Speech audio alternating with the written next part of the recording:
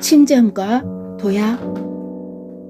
동네 도서관 한 귀퉁이에서 그녀를 처음 보았을 때 내 시선은 그녀의 팔에 머물렀습니다. 부어오른 왼팔, 감겨있는 압박붕대, 이 팔부종을 이미 경험했기에 그 불편함이 나를 스치고 지나갔습니다. 혹시 암치료를 받으셨나요? 조심스럽게 묻자 그녀는 놀란 듯 눈을 크게 뜨고 고개를 끄덕입니다. 예, 유방암 치료 과정은 끝났는데 병원에 다닐 일이 여전히 많아요. 그런데 어떻게 아셨어요? 저도 같은 과정을 겪어봐서요. 그녀는 제 얼굴을 바라보다가 낮은 목소리로 마음속 짐들을 하나씩 꺼내놓습니다. 치료가 끝나도 병치레는 여전히 계속되더라고요. 팔 부종의 관절염, 골다공증과 불면증, 그리고 우울증까지 병원 가는 일이 이제 제 일상이 되어버렸어요. 정말 많이 힘드시겠군요. 그녀는 고개를 끄덕이며 곧 덧붙입니다. 그런데 제 어머니까지 치매에 걸리셔서 매일 아침 어머니 댁에 가서 밥을 차려드리고 집안일을 돕다 보니 제 몸은 돌볼 겨를이 나지 않아요. 혹시 도와줄 가족은 있나요? 없어요. 두 딸은 결혼해서 멀리 떠났고 남편과는 지금 별거 중이에요. 그녀의 말에 둘 사이에 무거운 정적이 내려앉습니다. 그녀는 잠시 후 어색하게 웃으며 말합니다. 어머니 댁 가까이 최근에 이사 오는 바람에 이 동네에서 아는 사람도 없어요. 가끔 연락해도 될까요? 그럼요. 언제든 전화하세요. 제가 전화번호를 건네자 그녀는 조심스레 스마트폰에 입력합니다. 며칠이 지나 또 다른 한 여인을 만났습니다. 같은 병을 겪었지만 얼굴에서 밝은 빛이 흘러나오고 있습니다. 오랜만이에요. 몸이 안 좋다는 소식을 듣고 찾아뵙지 못해 마음이 무거웠는데 이렇게 건강하게 회복되신 걸 보니 참 기쁘네요. 그녀는 환하게 웃으며 말합니다.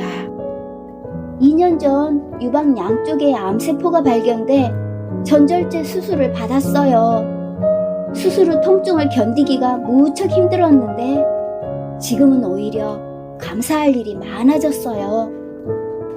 무슨 일들이 있는데요? 제가 회복되던 시기에 남편이 무거운 짐을 다 들어주고 집안일도 도맡아 해줬어요. 아들은 코로나로 재택근무를 하면서 하루 3끼를 챙겨줬고요. 제 친구들은 제 아들이 힘들다며 돌아가면서 음식을 가져다 주었고 멀리 사는 친척들도 기도해줬어요. 그 모든 게 소중한 선물이었지요. 그녀는 잠시 숨을 고르더니 말을 이어갑니다. 예전에는 몰랐어요.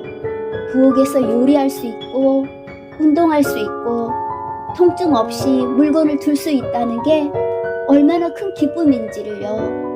이제는 이 모든 것을 할 수 있다는 것이 선물로 다가옵니다. 아, 고난 속에서 선물을 발견하셨군요. 네, 아프기 전에는 보이지 않던 것들이 이제 보이기 시작하네요.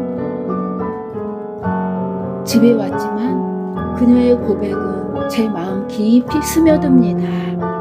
어떤 이는 고난을 받아 그 풍랑 안에 잠겨버리지만 또 어떤 이는 그 속에서 오히려 소중한 보석을 발견하며 앞으로 나아가기에 말입니다. 같은 고난을 맞이했다 하더라도 그 무게에 짓눌려 버릴 수도 있고 그 속에서 빛나는 보물을 발견할 수 있다는 것을 깨닫습니다. 삶은 지속해서 우리에게 도전을 주며 우리가 성숙하기를 촉구합니다. 이 도전 속에서 무엇을 발견할 것인가를 묻게 하며 말입니다. 힘든 시간을 겪으면서 우리는 인내를 배우고 인내를 통해 우리 마음은 더욱 단단히 다듬어지며 그 다듬어진 마음 속에서 결국 소망이 자라납니다. 고난 속에서 성찰을 통해 하늘의 지혜를 발견하고 오히려 그 은혜를 헤아리며 감사하고 싶습니다. 그리하여 어떤 환경 속에서도 소망을 향하며 평안과 기쁨을 누리고 싶습니다.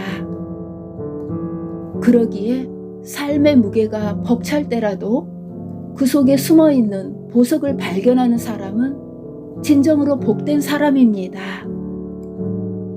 어두운 고난의 갱도 속에서도 원망과 탄식 대신 지혜의 보석을 발견하며 밝은 빛을 향해 걸어가기를 소망해 봅니다. 마음에 새겨진 이 깨우침의 보석들로 이 땅에서 하늘나라를 누리며 끊이지 않는 심령 속 축제를 경험하며 살아가기를 간절히 소망합니다.